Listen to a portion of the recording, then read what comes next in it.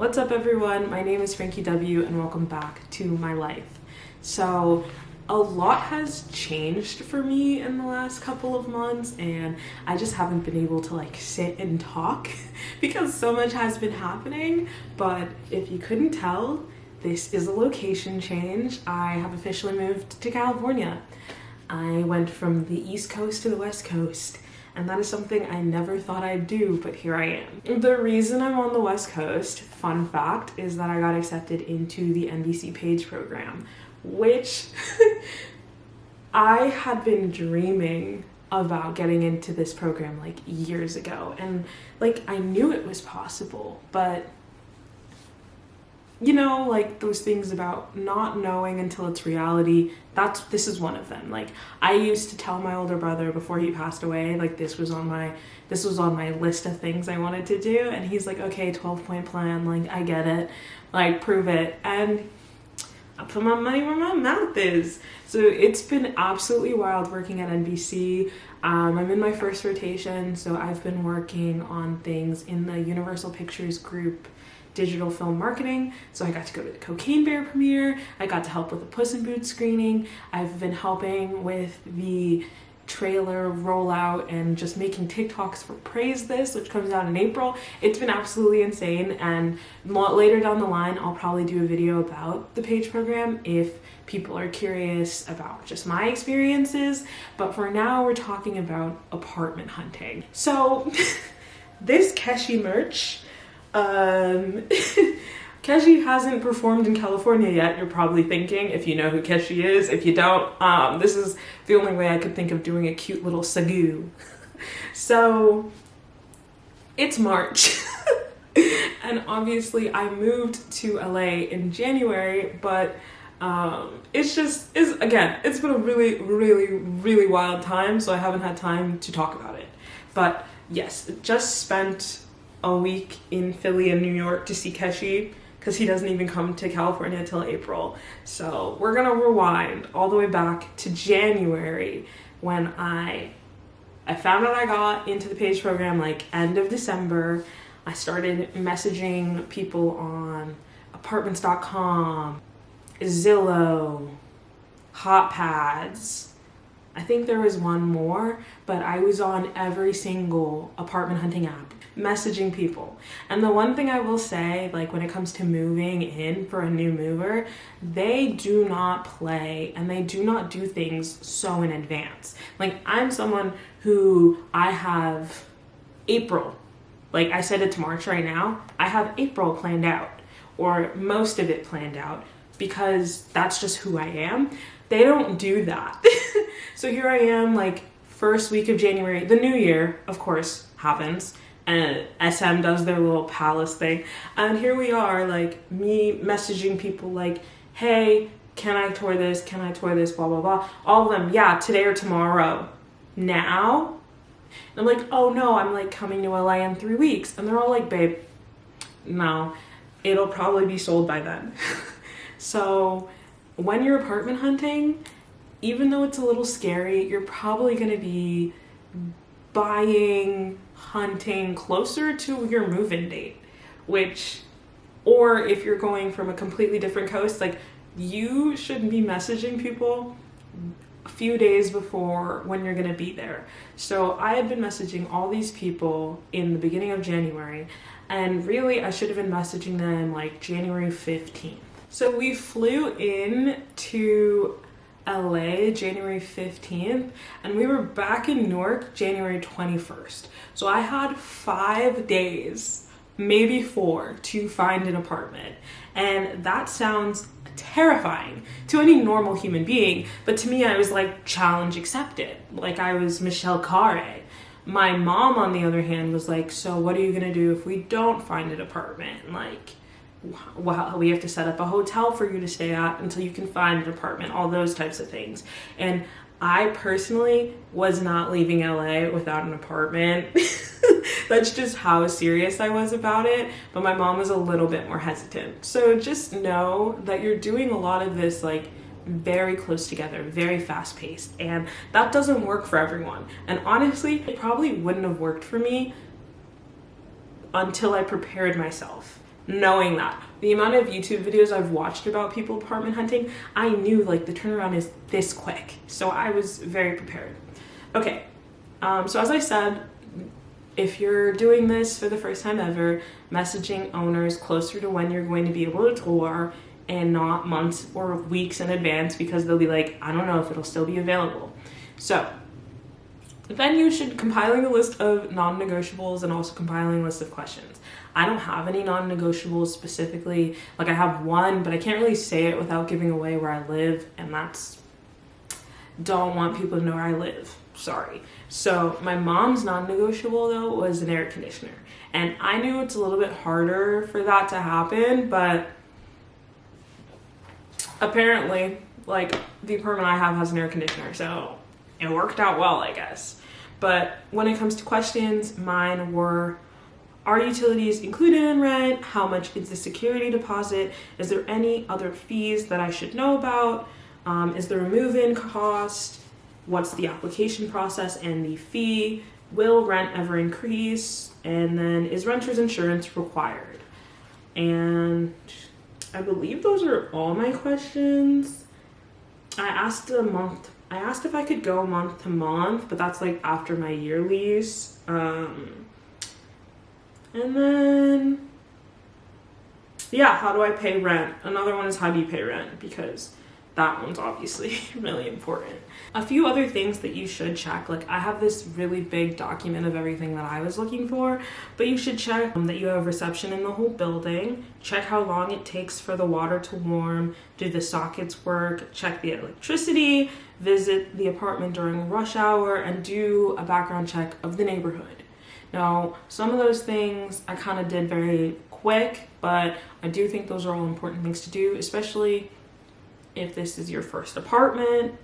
I toured the unit I was going to rent specifically. Like sometimes they show you like a show apartment, but it's good to tour the apartment you'll actually be living in, which is where I am right now. I'd say that's about everything that I think is important. So on to the apartments I saw. Apartment number 1 I saw on Monday, January 16th.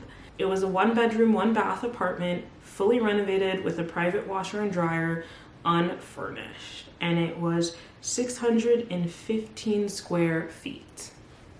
And then on Tuesday, I toured apartment number 2.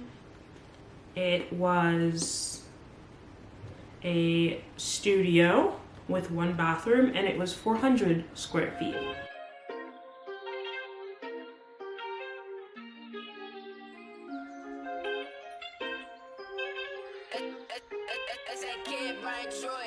You give me butterflies every time I see you. Stay around, what's the odds that you love me? You give me butterflies every time I see you. You, the one that saved me from my nightmares. I'm finna run it up. Next, we have apartment number 3. It is a part of a bigger complex, so they had a lot of amenities. And I also would be around a lot more like young people my age, possibly. It was a 406 square foot studio. Getting this money, shout it to the high life. Living in the furnace, sliding 4x4. Lean to the honey, bet high when odds are so low. Tryna stack my hundreds, turn up with no question. She about that money, yeah. Gonna keep it coming, throw it no discussion, yeah. Can't pipe down, gotta turn up on them, yeah. Cause talk is cheap, she about that action, it's on this money, yeah. Next, we have apartment number 4. Apartment number 4 was a 1-bedroom, 1-bath. It was one of the more pricier, out of range ones. Run it up, I found my loophole. You can save your ego. I still speak that lingo. I know, without a doubt, that you might ride it out. We in a way to be right now, no way. Then we have apartment number 5. Be right now, no way to turn around. You feeling lost, nowhere to go. Oh, I know, yeah. You really hurt right now in the show. Oh, I know, yeah. Oh, I guess you know. Cool like a light, you turn me on. You hear me now, can you see me now? Are you with it, baby? Keep feeling now. Don't sweat it, or you regret it. I'm just living life. Plus you is better. Apartment number 6 didn't show up. Not didn't show up, but it's another one that's like owned by people, but they have like electronics.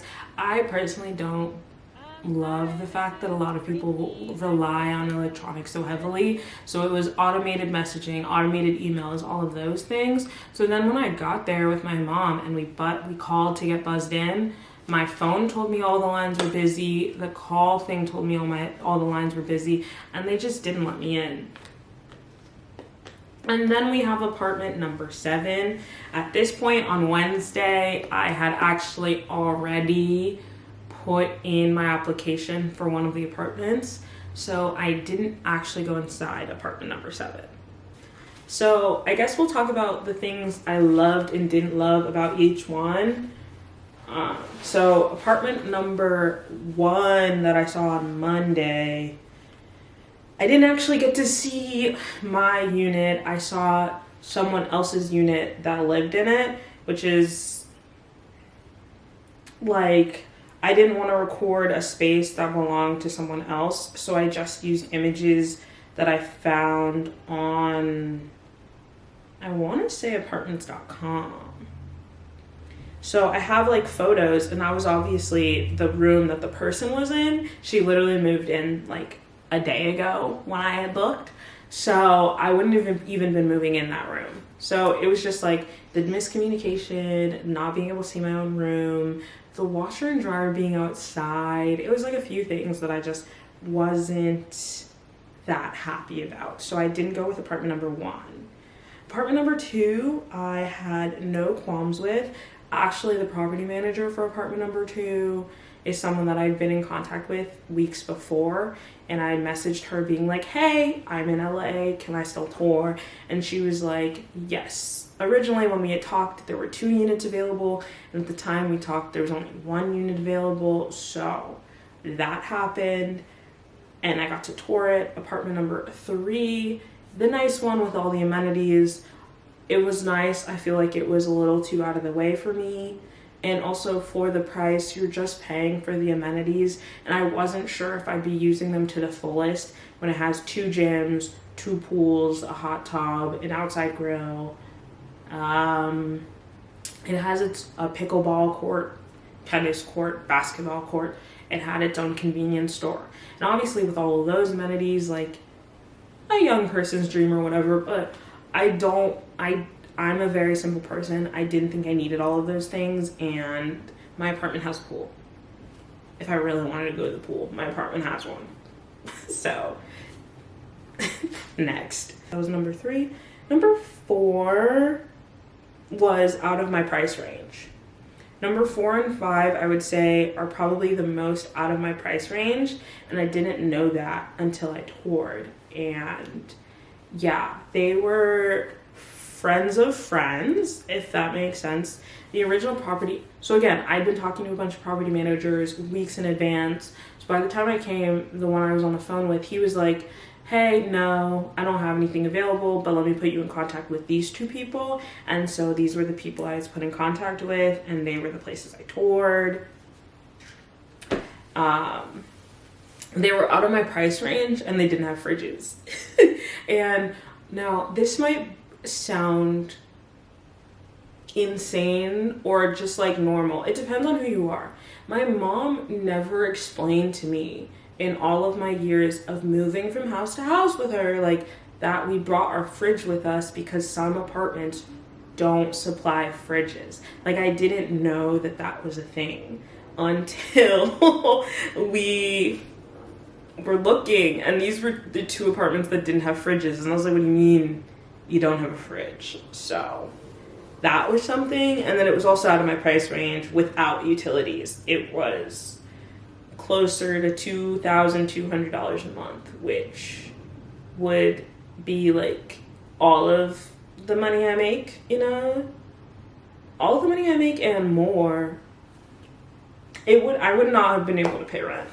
Like, let's just put it that way. I would not have been able to pay rent. I think that's about everything when it comes to the apartments that I toured. I didn't give a lot of my own commentary just because, like, my brain when it came to apartment hunting, I was very simple in like, I liked it or I didn't like it. I vibed with it, I didn't vibe with it. Colors, lighting, all of those things.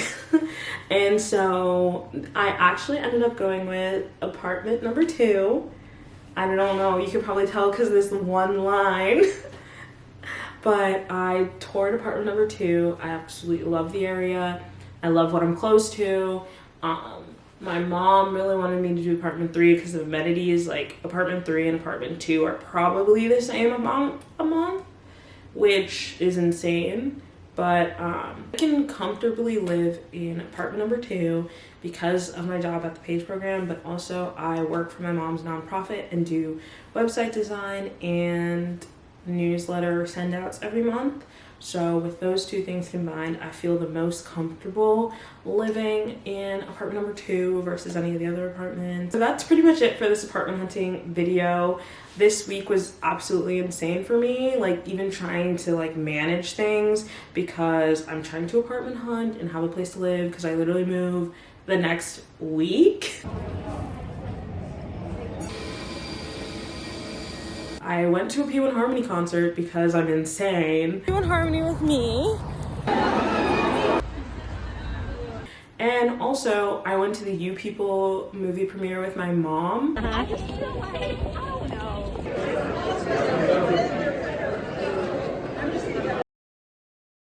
So that was like 3 things like back to back that I was like worried about at the same time. Like, Lauren flew from Hawaii to come to this P1 Harmony concert with me, and then the You People premiere was with 1iota, so it was a free event, but you had to wait outside. And California has been cold.